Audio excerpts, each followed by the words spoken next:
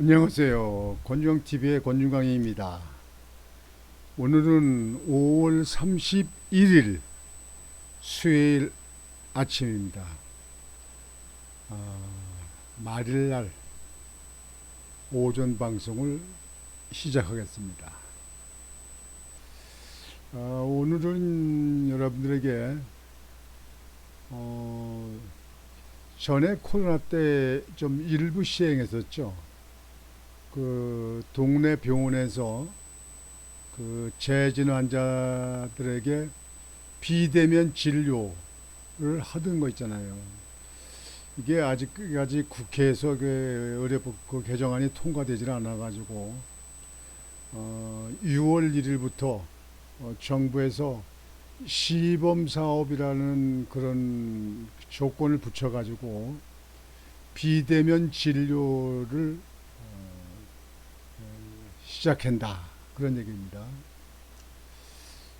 여러분들이 간단하게 말씀드려서 병원에 다녔었는데 집에서 병원으로 연락을 해서 병원에 가지 않고 집에서 진료를 받는 겁니다. 의사한테 진료를 받는 거예요. 그리고 그 처방전을 받게 되면 처방전이 그 동네 근방의 약방으로 글로 보내줘 가지고 약을 구입하게 되는 겁니다. 대신 비대면 진료는 진료비가 약 30% 정도가 인상된다고 합니다. 지금 우리나라는 지금 현재 좀 의료범죄가 잘 돼 있어 가지고 그렇지 않지만 미국 같은 데를 가보면 전부 다 전문의 계약 정도가 됐습니다. 전문의 계약. 지금 현재 이 동네 병원에서 비대면 진료를 이렇게 이게 활성화하게 되면 진료비는 좀 올라간다 하지만 주치, 외국에서 하는 주치 그런 상태로 발전하지 않을까 이렇게 생각을 합니다. 여기에는 장점도 있고 단점도 있죠. 병원에 가기가 어려운 사람들은 또는 응급실이라든가 이런 쪽에 비대면 진료로다가 조치를 할 수 있다는 거하고, 또 환자 입장에 대해서는 비대면 진료로 하기 때문에 아무래도 그 신뢰하고 믿는 믿음성에 대해서 문제라든지 진료비가 좀 올라간다든지 이런 문제가 될 수 있죠. 여튼 정부가 시범 사업을 하고 한다고 하니까 한번 지켜보면 장단점이 좀 파악되지 않을까 생각을 합니다. 오늘은 거기에 대해서 보도를 해드리겠습니다. 동네 병원서 6월 1일부터 재진 환자 비대면 진료 시범 사업. 수가는 대면 진료보다 30%더 높아. 진료 조제 건수 30% 제한. 다음 달 1일부터 의원급 의료기관에서 재진 환자를 중심으로 비대면 진료 시범 사업이 실시된다. 정부는 비대면 진료 시범 사업 수가를 130%로 결정하되 진료 조제 건수는 30%로 제한하기로 했다. 보건복지부는 이날 오전 제9차 건강보험정책심의위원회를 열고 비대면 진료 시범사업 추진 방안을 보고했다. 시범사업은 코로나19 위기 단계가 심각 단계에서 경계 단계로 조정되면서 감염병의 예방 및 관리에 관한 법률에 근거 한시적으로 허용됐던 비대면 진료 실시의 법적 근거가 상실되면서다. 비대면 진료의 합법화를 포함하면 의료법 개정이 국회를 통과하지 못하자 정부가 시범사업이라는 임시 방편을 꺼내든 것. 복지부는 지난 17일 당정협의 이후 대한의사협회, 대한병원협회, 대한치과의사협회, 대한한의사협회, 대한약사회, 대한간호협회 등 6개 의학단체와 논의를 진행했다. 또 환자단체, 소비자단체, 원격의료사업협의회 등의 의견도 수렴했다고 밝혔다.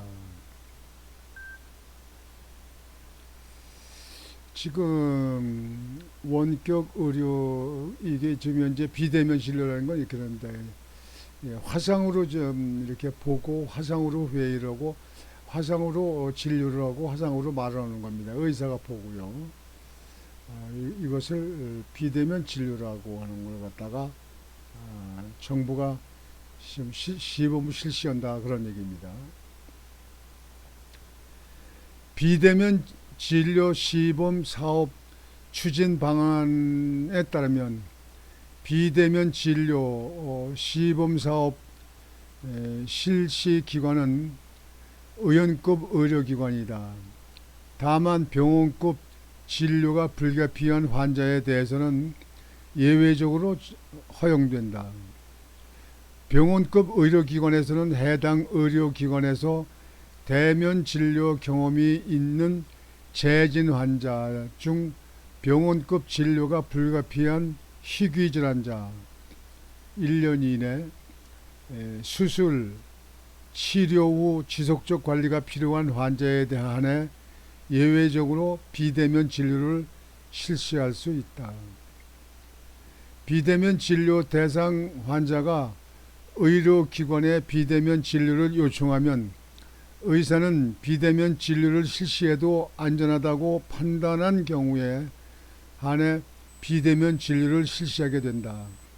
이때 대상 환자는 대면 진료 경험이 있는 재진 환자로 제한된다. 다만 복지부는 의료약자에 대해 예외적으로 일부 조건을 초진을 허용키로 했다. 만성질환자 등 기존의 대면 진료를 받았던 환자는 해당 의료기관에서 동일한 질환에 대해 추가로 진료를 받을 경우 비대면 진료가 가능하다. 만성질환자의 경우 대면 진료를 받은 지 1년 이내 만성질환 이외의 질환의 경우 30일 이내인 경우 비대면 진료를 받을 수 있다. 소아 환자도 대면 진료 이후의 비대면 진료 재진을 원칙으로 하되 휴일, 야간에 한해 대면 진료 기록이 없더라도 비대면 진료를 통한 의학적 상담은 가능하다.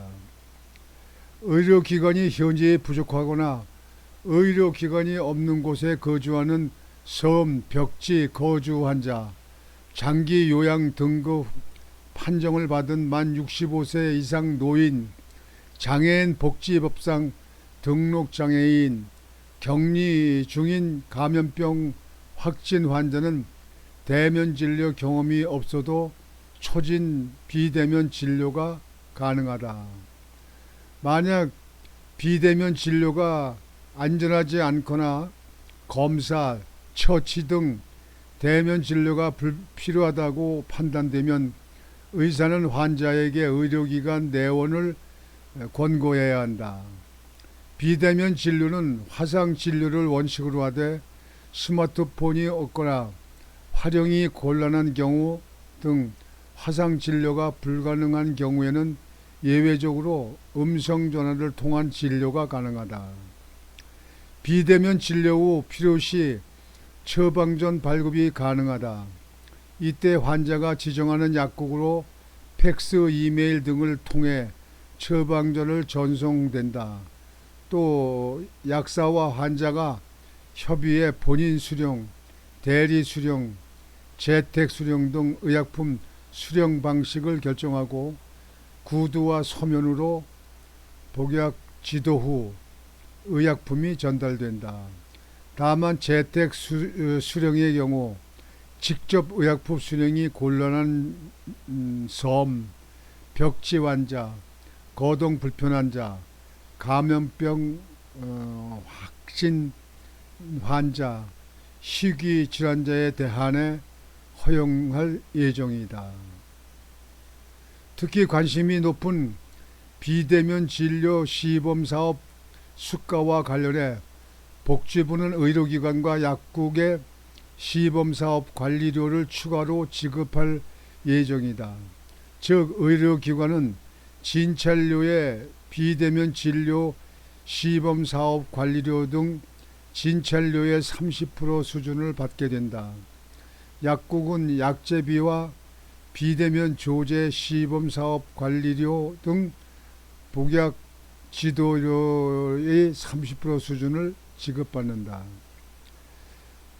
이때 의료기관의 비대면 진료와 약국의 비대면 조제 건수 비율을 월 진료 건수, 조제 건수의 30%로 제한된다. 이는 비대면 진료 전달 의료기관인 약국을 방지하기 위한 조치다. 조기용 장관은 비대면 진료 시범사업은 의료법이 개정되지 않은 상황에서의 불가피한 정책으로 제한된 범위 내에서 실시되는 것이라며 의학계와 전문가 논의를 통해 시범사업 성과를 주기적으로 평가하고 부족한 부분은 보완해 안정적인 제도와 방안을 마련하겠다고 밝혔다. 이게 복지부에서 밝힌 건데요. 그러니까 비대면 진료를 받을 수 있다. 화상으로 볼 수도 있고, 이건 그 핸드폰, 스마트폰으로 할 수 있다는 얘기죠. 그게 불가할 경우에는 전화상으로도 진료를 받을 수 있다, 그런 얘기죠. 약간의 진료비는 오른다, 약 30% 정도 오른다, 그런 얘기고요. 여튼 병원까지 가기 어려운 사람들이라든가 이런 사람들에 대해서 잘만 운영되면 필요한 조치가 아닌가 이렇게 생각이 되어집니다. 오늘 아침 방송은 이것으로 마치겠습니다. 여러분들 오늘도 심찬 하루, 즐거운 하루가 되시기를 바라겠습니다. 권중광TV의 권중광이었습니다. 여러분 안녕히 계십시오.